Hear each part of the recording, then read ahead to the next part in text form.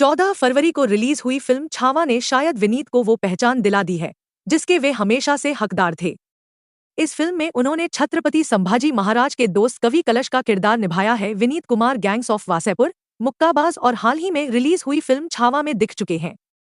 विनीत कुमार एक ऐसा नाम जिसने सही मायनों में संघर्ष का मतलब बताया। विनीत कुमार का जन्म बनारस में हुआ था। उनके पिताजी डॉक्टर शिवराम सिंह मैथ के बहुत बड़े जानकार हैं। विनीत कुमार ने बास्केटबॉल में नेशनल खेल चुके हाइट की वजह से छोड़ा था बास्केटबॉल। विनीत कुमार बास्केटबॉल खूब खेलते थे, सब जूनियर और जूनियर लेवल पर नेशनल भी खेल चुका है, लेकिन हाइट की वजह से छोड़ दिया बास्केटबॉल। उन्होंने कहा कि भले ही 5 फीट 10 इंच था लेकिन यह काफी नहीं था बास्केटबॉल के लिए। 6 फीट से ज्यादा हाइट सूटेबल होती है। घर वाले मुंबई भेजने के खिलाफ थे। यूपी कॉलेज में काफी कल्चरल इवेंट्स होते थे, मैं उसमें पार्टिसिपेट करता था। सरस्वती पूजा वाले दिन हर साल बड़े प्रोजेक्टर पर फिल्में दिखाते थे, मैं फिल्में देखकर खुद को उनसे रिलेट करता था। धीरे धीरे मेरे अंदर एक्टिंग का रुझान पैदा हो गया। अब मेरी नजरों के सामने मुंबई की दुनिया दिखने लगी। घर वालों को 1-2 बार बताया भी, उन्होंने कोई खास रिस्पॉन्स नहीं दिया। वे मेरे मुंबई जाने के खिलाफ थे, इसलिए उन्होंने डॉक्टरी चुनी ताकि एक्टिंग के लिए समय निकाल सके। मुंबई में एडमिशन नहीं मिला लेकिन महाराष्ट्र नागपुर में एक सरकारी मेडिकल कॉलेज में एडमिशन मिला। उन्होंने कहा कि भले ही नागपुर में एडमिशन ले लिया लेकिन रहता मुंबई में। 4-5 साल तक मुंबई में ही रहा, छोटे मोटे रोल किए और यहाँ तक के डेड बॉडी का भी रोल किया। और कहा महेश मांजरेकर सर ने मुझे अपने साथ रख लिया। मैं उनकी फिल्मों में असिस्टेंट डायरेक्टर बना, वहां से बहुत सारी चीजें सीखने को मिलती थी।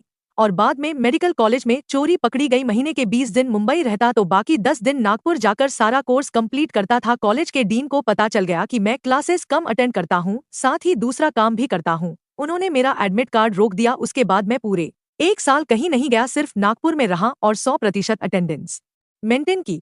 एक दिन डीन ने बुलाकर पूछा कि आखिर तुम करना क्या चाहते हो। मैंने कहा कि एमडी की डिग्री लेना चाहता हूँ और पापा को दिखाना चाहता हूँ। मुझे इस डिग्री में कोई इंटरेस्ट नहीं है, मैं तो बस अपने पिता की इच्छा पूर्ति कर रहा हूँ। डिग्री मिली तो उनके हाथ पर रख दूंगा और मुंबई निकल जाऊंगा। मैंने उनसे वादा किया था कि पढ़ाई नहीं छोड़ूंगा, चाहे जो हो जाए। मेरी बात सुनते ही डीन ने एडमिट कार्ड निकाला और दे दिया। उन्होंने कहा कि भाई तुम अलग ही मिट्टी के बने हो, मुझे तो तुम्हें पिछले साल ही रिलीज कर देना चाहिए था।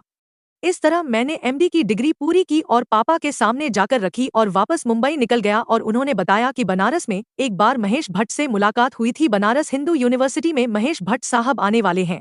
मेरे भाई ने जुगाड़ लगाया और मेरी और महेश भट्ट साहब की मीटिंग फिक्स कराई। दिन भर उनके साथ रहा। भट्ट साहब ने तब कहा कि विनीत, मुझे तुम्हारे अंदर इरफान खान जैसा रॉ टैलेंट दिखता है, तुम्हारे अंदर कुछ भी बनावटी नहीं है। उन्होंने कहा कि मुंबई आना तब जरूर मिलना। इसी दौरान मेरी मुलाकात डायरेक्टर महेश मांजरेकर से हुई। 2002 की उनकी फिल्म पिता में मुझे छोटा सा रोल मिला लेकिन पहचान नहीं मिली। महेश भट्ट ने अपने प्रोडक्शन के तहत विनीत कुमार को फिल्म धोखा, जन्नत और कूक में छोटे मोटे रोल दिए और बताया कि 2009 में मुलाकात अनुराग कश्यप से हुई फिल्म फेस्टिवल बर्गर की शॉप और अनुराग कश्यप से मीटिंग हुई और मेरे भाई ने मेरी एक्टिंग की सीडी अनुराग सर को दिखाई। अनुराग सर को मेरी एक्टिंग प्रभावित कर गई। यह वही समय था जब गैंग्स ऑफ वासेपुर की कास्टिंग चल रही थी। अनुराग सर ने मुझे फिल्म के लिए कास्ट कर लिया। फिल्म में मेरा काफी यंग रोल था, इसके लिए मैंने 17 किलो वजन कम किया था। एक दिन मैंने अनुराग सर से कहा कि कब तक मुझे सहबला बनाते रहेंगे, कभी दूल्हा भी तो बनाइए। उन्होंने कहा कि तुझे जितना निचोड़ना था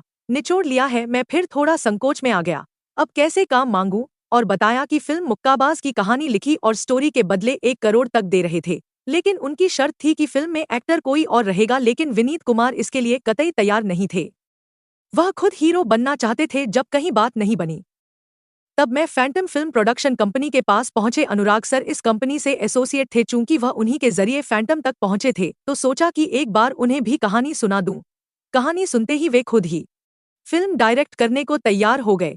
उन्होंने स्क्रिप्ट में कुछ बदलाव किए और मुझे बॉक्सिंग की ट्रेनिंग लेने की हिदायत दी। कार सहित सब कुछ बेचकर पटियाला पहुंच गया। ट्रेनिंग के दौरान किसी को नहीं बताया कि मैं एक्टर हूं। ट्रेनिंग के दौरान मुझे काफी मुक्के पड़े, बहुत खून बहा, काफी इंजरी हुई। ट्रेनर ने यहाँ तक कह दिया कि अगर रुके नहीं तो तुम्हारी जान भी जा सकती है। और उन्होंने बाद में इस फिल्म में काम किया। मुक्काबाज को लोगों ने प्यार बहुत दिया लेकिन कुछ खास ग्रोथ नहीं मिल पाई। लेकिन आज फिल्म छावा से उनकी पहचान बनी और अब वो समय है जब लोगों ने विनीत कुमार को सच में पहचाना है। फिल्म छावा के जरिए मेरे काम को पहचान मिली, मुझे मास लेवल पर लोगों ने प्यार दिया। कवि कलश के रोल में ढलने के लिए मैं महाराष्ट्र के तुलापुर भी गए थे। यहीं पर छत्रपति संभाजी महाराज और कवि कलश जी की समाधि स्थल है। जब मैं वहां बैठा तब मुझे उनके होने का एहसास हुआ। मैं उस फीलिंग को साथ लेकर सेट पर आया। शायद इसी वजह से एक्टिंग काफी नेचुरल निकल पाई। इनकी कहानी सुनाने के बाद यह महसूस होता है, संघर्ष कितना भी हो, देर सवेर इसका मीठा फल जरूर मिलता है।